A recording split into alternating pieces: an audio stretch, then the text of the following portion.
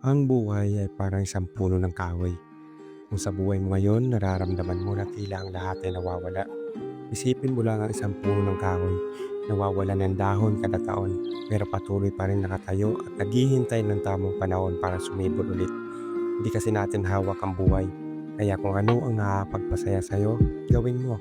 Sabi nga nila, stop doing things that no longer serve you.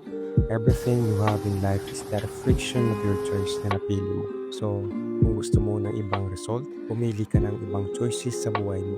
Pero kung hindi ka makapag-desisyon para sa sarili mo, hayaan mo ang panahon na mag-desisyon para sa'yo. Maniwala ka na gugulong sa pinakamagandang direksyon ng buhay mo. Enjoyin mo lang kung anong pagsubok at mga problema na nahaharap mo ngayon.